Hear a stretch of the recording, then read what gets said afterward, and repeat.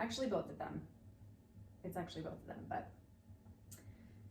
it's been such a journey of trying to get them to adopt certain practices or do certain things that are healthy, that are good for them. So for those of you who don't know, breathing through your mouth, especially at night, is very bad. Yeah, it can lead to all kinds of health issues down the road, and it impacts development, which I came to learn. And you actually knew about this before I did because you navigated it with your oldest. And then I started, it entered my awareness. But what I'm navigating is, I guess, getting my kids to agree and cooperate with something that I know is so crucial for their health. And they hear that, right? I talk through these things with them. I explain why we're doing it. And yet, they're kids and they don't fully grasp the magnitude or the consequences that could come from not doing this, right? Or from continuing to breathe through their mouth every night. And it's frustrating. It's really hard as a parent to know what needs to happen, to have done the research and consulted with professionals and to really understand how important something is. And it's a lot of work and requires a lot of energy and intention to help make sure they're doing what they're supposed to be doing, and then to get the pushback from them. Right. I don't want to do that. Right. No, I'm not going to do the exercises, or I can't breathe through my nose. I don't want to breathe through my nose. I'm going to keep breathing through my mouth. And all the things like, I can't. All the things. Yeah.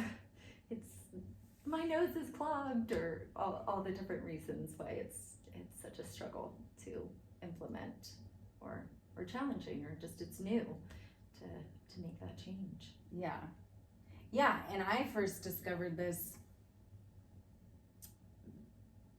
How did I first discover this? With my son's tongue tie. I learned. We were doing speech therapy. He had just a subtle lisp.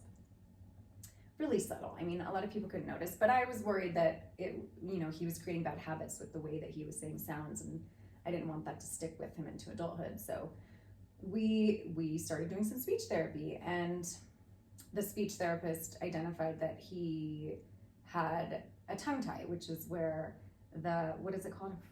Frenulum? The piece of skin that connects your tongue to the bottom of your mouth was really tight and extended towards the tip of his tongue, which is not good, and was keeping his tongue restricted. So that's what they call a tongue tie, which a lot of kids apparently have, and adults. And you're born with it. And so anyway, we learned this information and decided to pursue the corrective laser surgery to have it released, so that not only so he could make his sounds correctly, but what I learned was why that's so important to have your tongue released so that it's not restricted. And that it can have all of its functions and take up the space on the palate, but also it affects like posture and back pain, which just connects like the whole body. So I want you to go into that more. I don't know how much I can fully describe. What did you learn in your process going through this with your daughter? Because she also had a tongue tie and a lip tie. She had a tongue and a lip tie.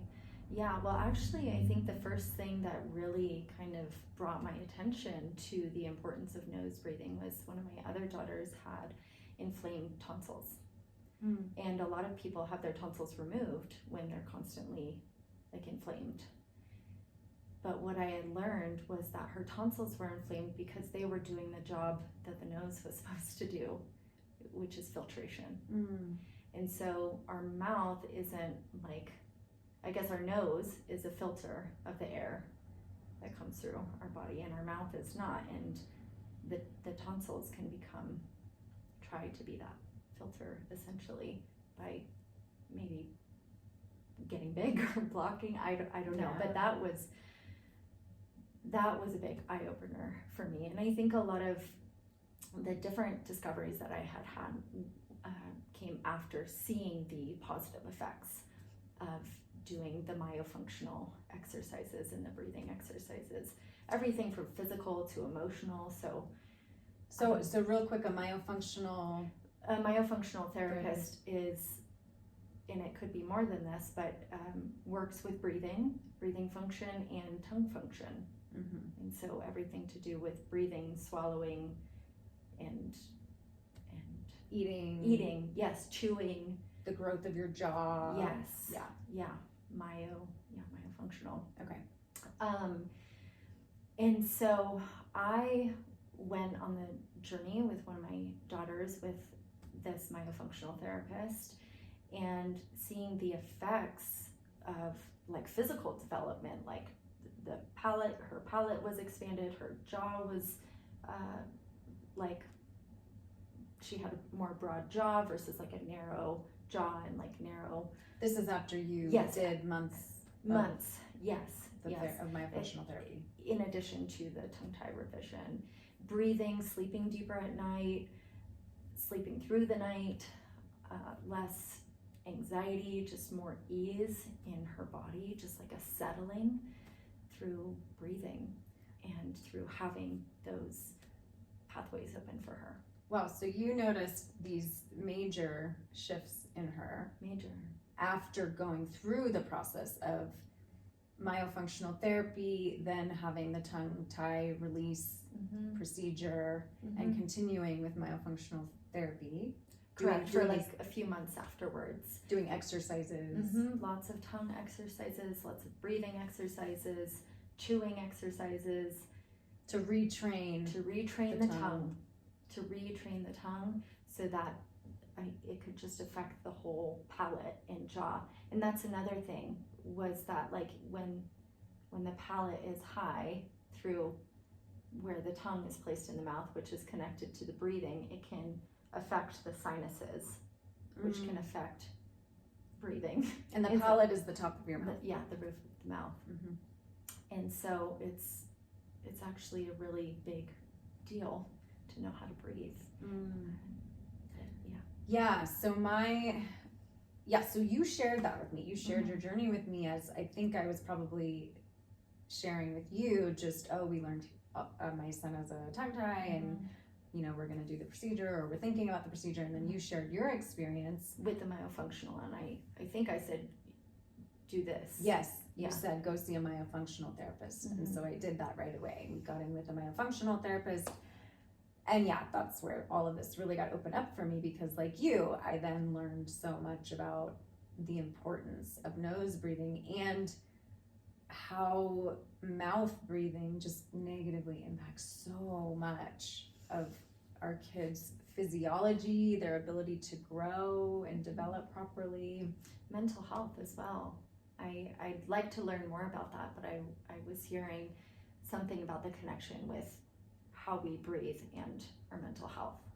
So that's fascinating. So what I learned was that, or the way that the myofunctional therapist described it, is if your mouth is open, then your tongue slides to the back of your throat, and that's where when it slides back, it kind of blocks the throat. So you're not getting adequate air. So then your whole jaw, because your body is so wise, your whole jaw and mouth opens wider and adjusts to make room for more air to come in through your mouth, the spot that's open to receive air, because the tongue's blocking the throat, the airway to the nose is blocked. And so when that happens and you're not getting adequate air, you're also not getting adequate growth hormone, which I was so fascinated to hear. This is why it's so important for kids, because I was told when they sleep is when they grow. That's when growth hormone is released. And if they're not getting adequate air, then their body's kind of in a stressed state. Yes. And so they're not fully resting and digesting. And so growth hormone is not fully being released. So they're literally not growing. Wow. Physically. And they're also not resting. And they're not resting. They're not resting, they can't grow. But also, yeah, they're just not settling fully. Yes, and so then that's interesting. You mentioned the mental health piece. So if they're not getting adequate sleep and rest, and nervous system regulation, nervous like system going to regulation, baseline. yes, then their nervous system is dysregulated, and when you don't get adequate sleep, I mean, we all experience this, right? You're on edge. Your body is like pumping cortisol to keep you awake during the day. And so that makes so much sense to me, just to think about this cycle of you're not getting adequate sleep, so you have more stress in your body, so which is more anxiety, more stress, more anxiety, and less of an ability to regulate. And then that disrupts your sleep, right? Because you're moving through life in a dysregulated state, so then you don't sleep well. Right. And so it's just this cycle. I hadn't heard about the growth hormone. Yeah. It makes so much sense, but Yeah. that's a big deal. Yeah, so big. Something interesting too that our myofunctional therapist recently told me was that when you breathe through your nose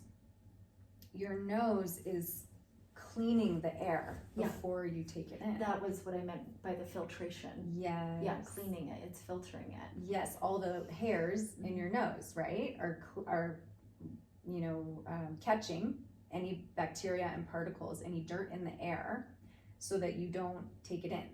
Right, which is like immune system support. Yes. So if you're breathing through your mouth, you're breathing dirty air. There's no filter. It's not getting cleaned. Everything is going into your body. Right, which maybe the tonsils weren't acting as a filter, but maybe they were getting so much bacteria or whatever it was, which is why they were inflamed. An immune response. An immune response. Yes. An immune response. So that's the next piece that my myofunctional therapist said was, so you're breathing in dirty air through your mouth. So yes, you're getting exposed to dust, dirt, bacteria, all these other things in the air, which then triggers a histamine response or an immune response. So you're getting sick more often. You might even have symptoms of allergies because there's more histamine in your body. Right, and cavities too. Yes. Apparently, of like mouth breathing, and that can contribute to cavities as well. Maybe because of the bacteria, or because there's not the enclosed system with saliva and the cleansing of that. I'm not sure. Yes. Yeah, that makes so much sense.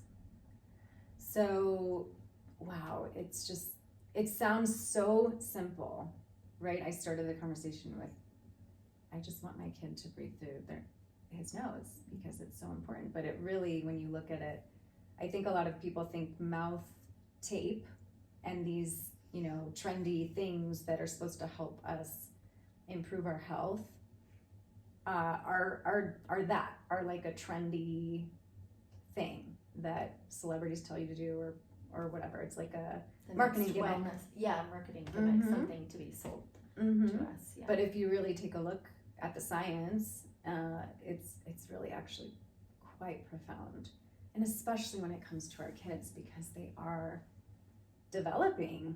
I mean, this is the time. I think my myofunctional therapist said, ideally you want to catch it by 7. That's which neither of us did, unfortunately, but it's you're seeing such a huge benefit even at when did you do it? 9, 10, 11? I mean, we started when she was younger, probably like 7. Okay. And so we were on the journey, but we like really got into a consistent pattern with her, probably 10. Yeah. And you've seen such a difference. Such a difference. Yeah. Such a difference. On all levels. It's incredible. Yeah. It is. It's such a simple thing, but I think that it is a lot of times like the simple things that are the most profound and have the most impact. But they're simple but not simple at the same time because of patterns and habits and just a way of life, which just kind of interests me of of how we got into mouth breathing, like why so many people are mouth breathing versus nose breathing. Yeah. And I think about like the breath of life, or prana, like breath being the most important nourishment that we take, one of the most important nourishments that we take in, just as much as like water and food. I mean, our first entry into the world is like breath. And so the simplicity, but the magnitude of the importance of it, and curiosity of how it's affecting us, but also like how we got into this place. I'm sure there's a lot of reasons of how people started mouth breathing. Yeah, just collectively how this has become such a common thing. Well, and being born with tongue ties, I don't actually know what the statistics are, but I remember hearing it was really high, or like increasing year over year. I mean, it's pretty common for an infant to be born with the tongue tie. Right, which in many cases is connected to the MTHFR mutation, I believe, but also I know there's a connection to synthetic vitamins and not being able to digest them properly, and that affecting the DNA and all of that kind of stuff. So I'm sure there's a root cause that's also connected to many environmental, nutritional, soil depletion, yeah, all of that. So where do you find yourself with supporting your kids when you know how important it is, and you feel and find the pushback? Where do you land with that? Yeah. Well, first I think I want to touch on the signs, like why I even started looking into this. I know I mentioned the lisp he had, but I also, as I was learning more about this, I just realized I was connecting the dots. So I also noticed what appeared to be allergies. So he was congested a lot, and not, severely, but I just noticed that he was plugged up a lot. And even during the day would kind of be breathing through his mouth, or maybe he'd be blowing his nose a lot. And so we started thinking, okay, well, maybe he has seasonal allergies. And then I was like, no, it's lasting too long. Well, maybe he has a food allergy. And so we went down that road and had him, saw a naturopathic doctor and did some elimination diet, and to discover what might be causing the symptoms. And I also noticed for actually most of his life, I probably would look at him and I thought he looked tired. Like there was just this sense that I had that, my husband didn't have, or, other people wouldn't notice, but I just had this sense that he was tired, dark circles under the eyes, just something wasn't quite right. And even though his energy seemed fine, I mean, he would wake up in the morning ready to go and play all day, like any normal kid. It was more of, what I saw when I looked at him. And so there just was all these signs that he wasn't sleeping well.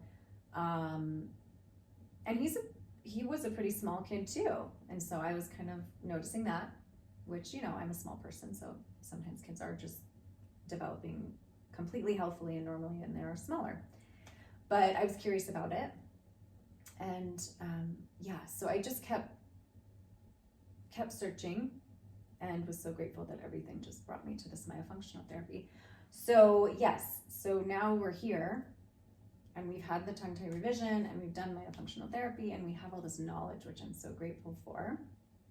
And so now it is really working on establishing the habits, retraining his brain really to tell his tongue where to go. The goal is to have that happen automatically without him having to think about it. But right now it's practice. You have to think about it. And so I have to remind you, and we have to practice. So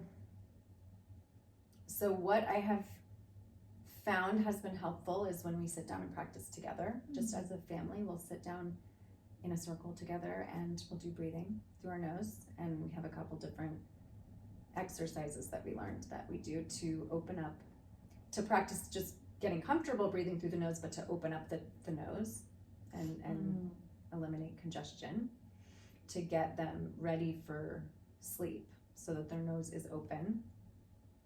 And they have that practice. Yeah.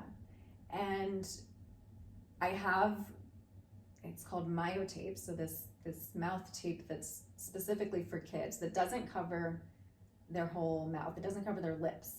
So they can still breathe through their mouth if they need to, but it goes around the mouth, which encourages the lips to shut. It just reinforces that like feeling. Like in order for them to open it, they'll feel maybe the tape there. Yeah. It's right. It's kind of pulling them shut gently. You can feel that. So yeah, encouraging them to stay closed.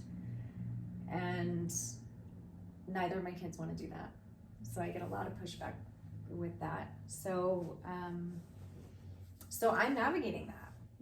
And I would love to hear what you think about that, or how you've navigated pushback from your kids, or what has worked or what hasn't. Yeah, well, it's so funny because even when we first had heard about like mouth taping, there's such like a funny like relationship with that idea of like taping your mouth shut. Yes.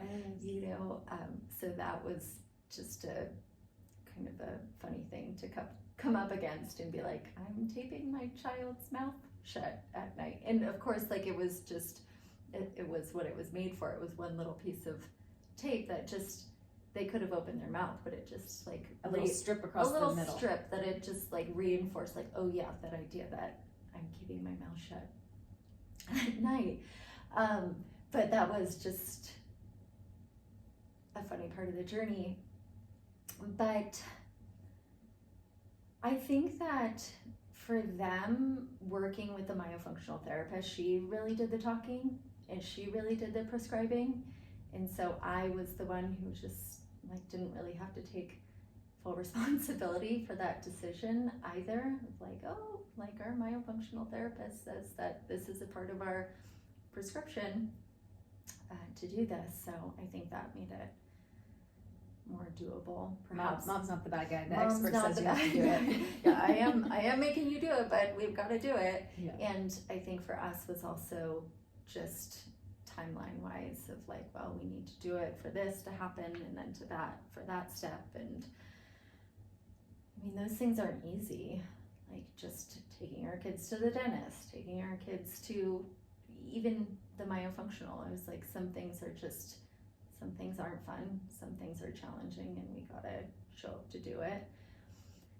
And I think that question is so broad of how do I handle situations when my kids don't want to do something. And as therapists and psychologists, I know we probably put a lot of thought into the different approaches to take of like, I'm gonna make you do it. How's that gonna affect your psychology? Like, I wanna stay close to you. I also wanna be the parent and steering the ship. You know, so many different kind of things to consider with that. And respect your bodily autonomy. Yeah, respect your body, respect your choice, but also respect that I'm your parent and I'm guiding you in life and it's my responsibility to look out for you. And find myself juggling all those different perspectives a lot.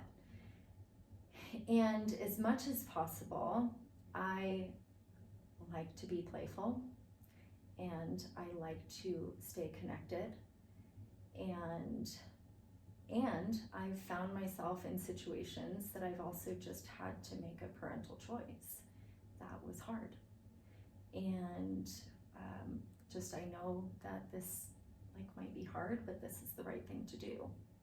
Such as like I think about even like when one of my children was like 2 and didn't want to get in the car seat. Yeah. And as much as I could, it's like, oh, this is for your safety, come on, oh, we'll play this game. But sometimes it was just like, I am not getting in that car seat. And it's like, you know, we do everything we can, and then sometimes it's like, I need to strap this car seat on. Mm-hmm. And so having a 9-year-old or having an older child, it's like not like you're gonna force the tape on, but I guess I wonder in my mind, like you have been doing already, just different approaches. Like, is there a way to play with it? Like, oh, we gotta be like silent for the, dust bunnies at night, like have some kind of game with it of like, do you think you could keep it on all night? Or just different ways that we can make it playful versus telling as much as possible. And sometimes we don't have the energy for that, or sometimes it is more serious. But when there is that opportunity, I try to get my mind on board to do that and be creative. I think that is really important with my 6-year-old. The ability to have choice is so important to her. And so there's a lot of pushback when it's my idea or something I want her to do or she needs to do. She wants to feel like she has choice. So I could see that being super helpful, taking this playful approach. And something and we're doing it together. Like we're a part of this game together kind of thing versus like I'm telling you. Yes. And we've been doing it together. So with my son, who's older, who's 9, that I think has been helpful. It's probably for both of them. It's been this thing, okay, we're all putting our mouth tape on, my husband, me. We all are doing it together. We're practicing together because it's important for all of us and it's something we're all working on. And with my son, he's at the age where I can just explain more and I feel like he's actually understanding. And so I've talked to him about how this is a really short amount of time in your life that is so crucial for your development. And I know it's not fun to have to think about this or worry about any of this. And I know the tape is kind of uncomfortable. And it would be really great if we just never had to do these things, but we do. And here we are, and we're just in this really critical period of time. And once we get through this together and you build this habit or these habits, then you're not even gonna have to think about it. It's just gonna be automatic. It's gonna feel easy. It's not gonna be a practice anymore. Your brain and body is just gonna know what to do. And then you're gonna spend the rest of your life, in a healthier place. You're going to avoid all these complications down the road. And starting anything, I mean, if you haven't been running and then you start running, it's hard. You don't want to do it, but then you get going and it's just normal. And I think that's a lesson for our kids too. And maybe there has been something that they've gone through that maybe it felt really hard at first or they didn't want to do, but now it's like a piece of cake. So true. And reminding them. But yeah, I love that when they get older, there's that ability to kind of get them on board in their mind too of the benefits and the natural consequences too, so that they can really have that like intrinsic motivation as well to understand and be a part of what's happening. Yeah, and feel empowered about the ways that they can take care of their body and impact their quality of life. So when we talk about the negative consequences or impact of mouth breathing, there's a number of things that happen or can happen. So we've talked about with child development during those pivotal developmental years, it's stunting your growth, your kids' growth. The shape of their jaw, the shape of their palate, their whole mouth organizes around in their whole face. Their whole face shape. In their posture and so that's fascinating, the posture piece. Yeah. I've heard a lot about the impact on teeth too. So so with the shape of your jaw and your mouth and your palate, well, that obviously is going to impact the shape and development of your teeth. Right. So we can have straight teeth through braces without having like a proper palate development. Yeah, braces will work around that or pull them into place. Right, pull them into place, but that doesn't necessarily do the work of having the tongue in the correct position. And the tongue in the correct position is on the roof of your mouth. Correct, it's on the roof. Resting up. It's like a resting position. The teeth, I believe, are like the jaw's not clenched. There's like a softness there. And yeah, like our myofunctional therapist would say, like you're parking the tongue on like the roof of your garage. Like, I like that. Something like that. Yes. And so then like the tip of the tongue is behind the teeth. It's something that I'm consistently having to check in with myself just on like throughout the day, but especially during exercise, because that's when I can be like, I'm like, try to breathe through the nose while I'm exercising to even like get that energy of the air as well. Yeah. So okay, your tongue should be resting up on the roof of your mouth. Soft, so it's like kind of taking up the space. I believe. Yes, broad. Yeah. It's not pointed. It's like resting up there, kind of flat.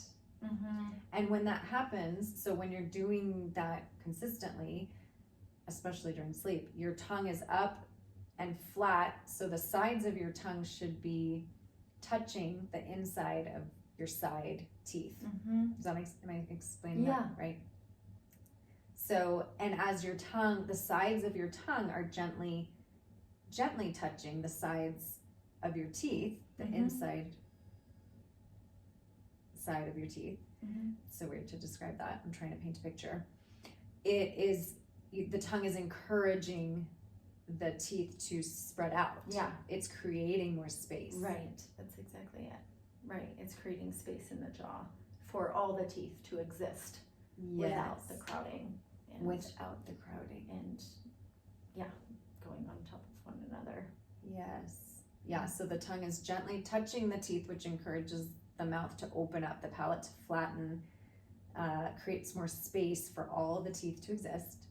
Correct. Yeah, so not as much of a need for braces. Yes. Because there's not the crowding and overlapping. Yeah. So another consequence of mouth breathing is your tongue is not up in the proper position. So nothing is encouraging space in the mouth. So then you're going to have teeth crowding. Yeah, more likely teeth crowding. More likely. Even with baby teeth, you can have teeth, the permanent teeth coming in like sideways. With baby teeth? With the permanent teeth when they are trying to come in. Yeah, they're coming in. There's just not enough space for them to take up their space and come into the proper position. Right. So there can be a lot of crowding, which means a lot more dental work and intervention.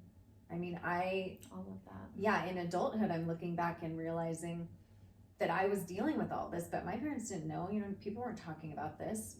Nobody had any idea. But I had to have a palate expander to try to. Oh, did you? Yeah, to try to broaden my palate in middle school, and then I had to have braces twice. My baby teeth were not falling out. I had so many dental issues because of my small and deep palate.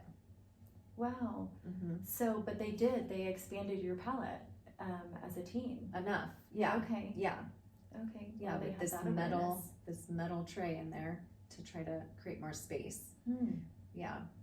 I wonder if that, like having that in there, affected where your tongue was or changed where it was. Like, do you find that naturally now it's in the correct position?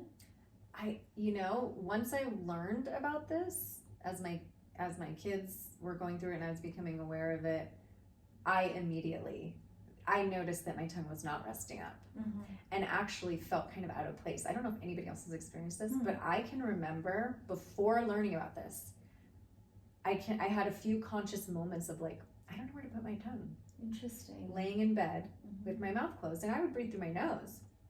But this was before starting the journey? Before. Oh, wow. I remember like one night specifically laying in bed with my mouth closed and like did not know where to put my tongue and thought to myself, why does this feel awkward? Like, is it supposed to, I guess I just rest it down. And so that's what I did. Okay, just rest it here. Just didn't know where it was supposed to go. But so now that I've learned where it's supposed to be, I do that all the time, and it's still conscious. I'm consciously doing it all the time to make sure that it's resting up. Do you notice, like, when you're nose breathing and you're walking, or just like being more aware of it, that it's a struggle or a challenge or something that maybe like you have to learn more how to do or practice more? Which part? Keeping my tongue up? I guess that, and nose breathing. Like, is it hard for you, or? I don't think it's hard for me. Mm-hmm. Yeah, I actually am grateful. I don't think I ever struggled with mouth breathing, Mm-hmm. but I have definitely struggled with the palate stuff and just my tongue not being in the right position. Mm-hmm. Yeah. I don't know how much I've struggled with it, because I think ever since I learned, I've tried to be so mindful, but I think that I probably have done more mouth breathing. Like, I think I've probably done a lot of mouth breathing in my life.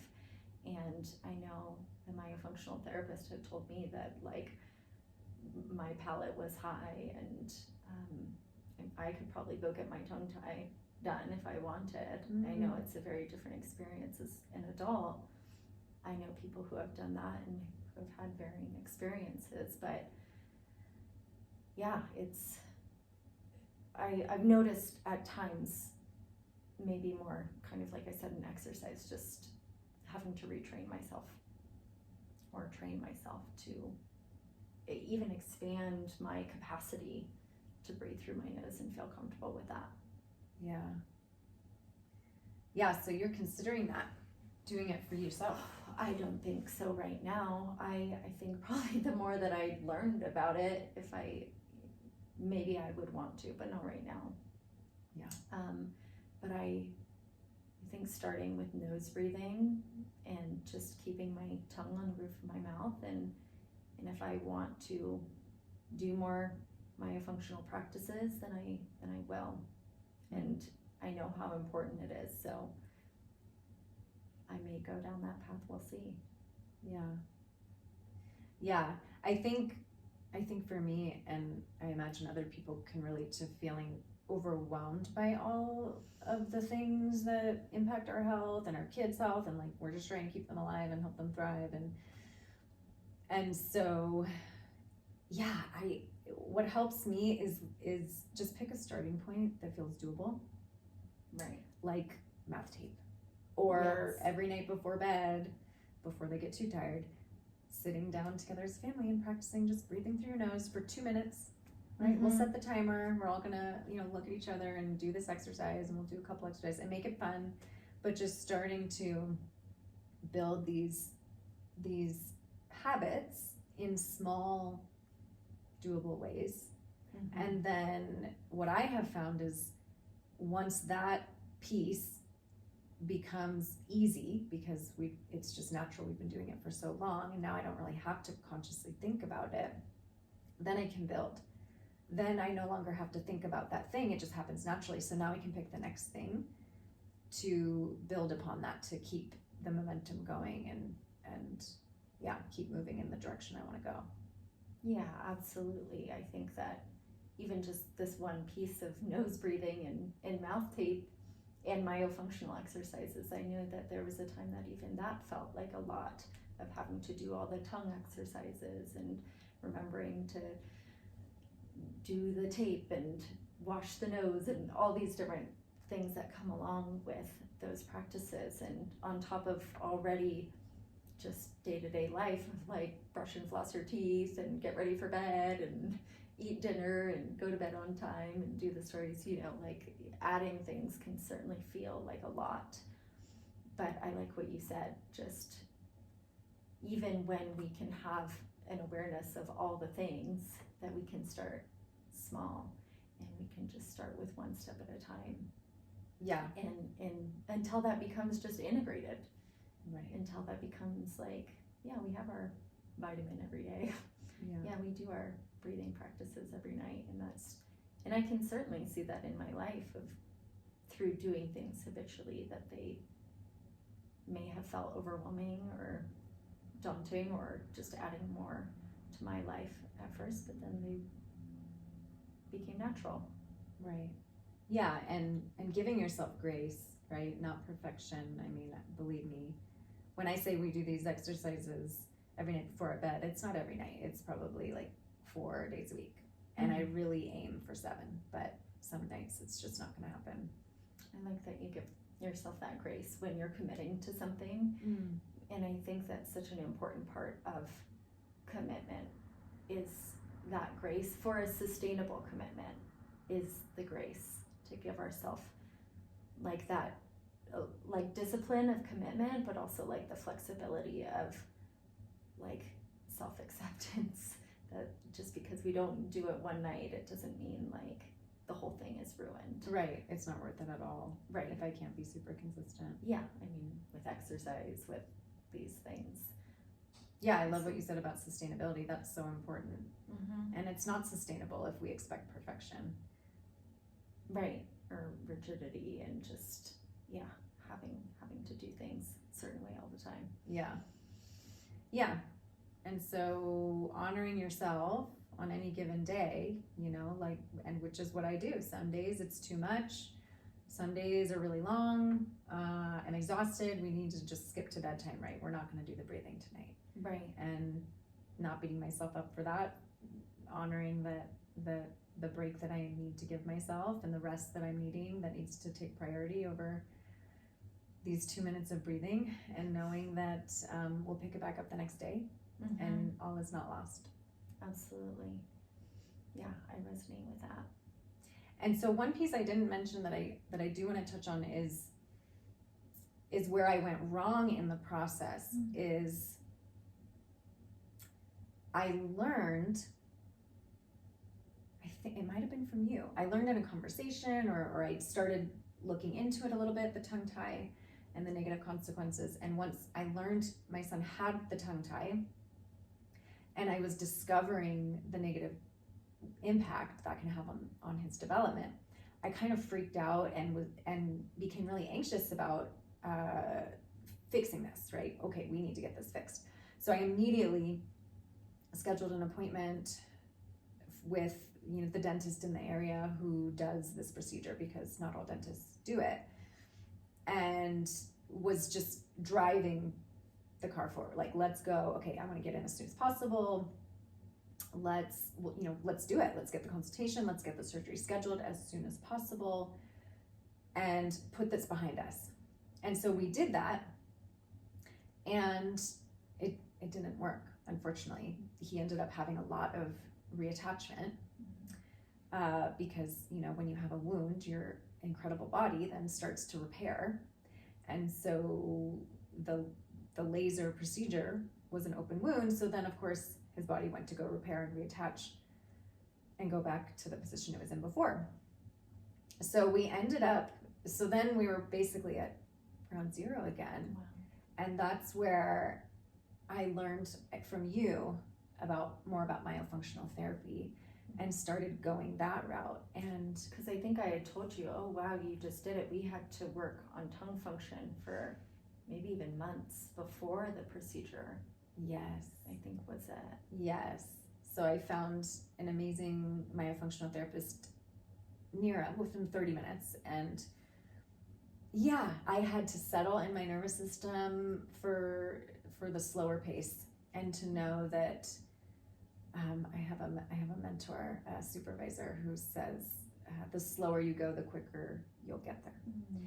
And I certainly experienced that. So we started the myofunctional therapy, and she really coached us through the process of, you don't jump into the surgery. Before the surgery, in preparation, we want to spend a couple of months learning these exercises and giving my son, the muscle memory and the comfort with these stretches and exercises, and strengthening the tongue and starting to get used to the new position of the tongue, so that post-surgery everything's easier, because the healing goes so much faster because the tongue is stronger, and then doing the exercises is easier because you've been doing them.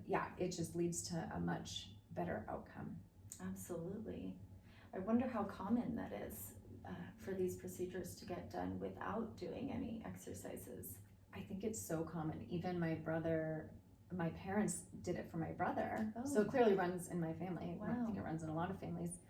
They did it for him when he was, I don't even know, young.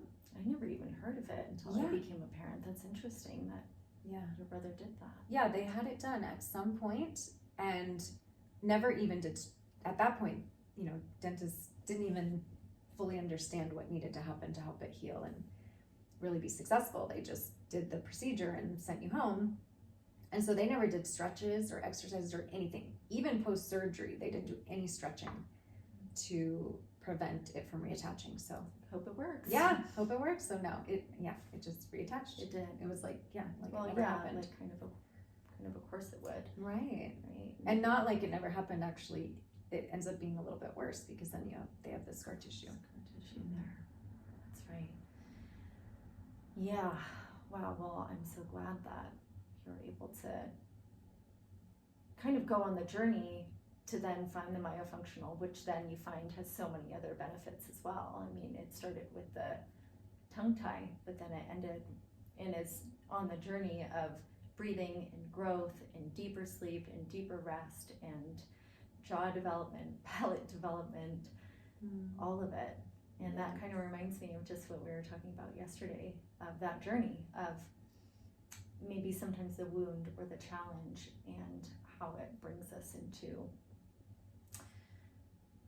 exactly where we're supposed to be and what we're supposed to learn along the way and connect with or be exposed to or discover in the process. Yeah, right. Like we needed to go that way. We needed it to happen that way for whatever reason. Absolutely. Yeah, so my lesson, which I'm passing forward, is take your time, do your research, don't let your anxiety take over and feel like you have to do it all right now. It has to happen right now and perfectly. And so I'll say it again, the slower you go, the quicker you get there. Yeah, I think I've had to learn that the hard way or the resisted way sometimes at times. But I resonate with that. The slower, or just the more in touch we are with our own being without having to like force things to happen. Yes. Or make things or make the thing that we want to have happen, that there can be a little bit of trust or just going at the right pace without the anxiety. And I think the anxiety is such a marker of where we're at in it. It's like, do I feel connected? Do I feel neutral? Do I feel trusting? Or do I feel anxious and have to make this happen faster because I'm scared of something? Or feel like it's not gonna happen unless I make it happen. Right. Yeah, the slower. Oh, I resonate with that. Yeah, I do. Thanks for bringing that piece in. Yeah. The right pace for me. Right. To do whatever that is for you. Right. Making sure you're coming at it from a connected space. Not a scared, anxious place, but a very thoughtful, intentional. Yeah, and that brings me to that question of like with our children, like what pace are we at? What pace are they at? And how to kind of balance the needs of all of it. Because their pace of staying connected to themselves might be a different pace for us as well, right? Yeah. And that's just kind of coming up for me right now, thinking about that. Because some people might be quicker or slower, and how do we balance the journey as families and mothers and parents to consider that for all of us. And not let our own fears and anxiety take over and direct what needs to be happening and what everybody else needs to be doing. While also staying connected to the awareness of maybe what needs to happen. Yes. Like we don't have to let that go, but we can, just be tracking that. Yeah.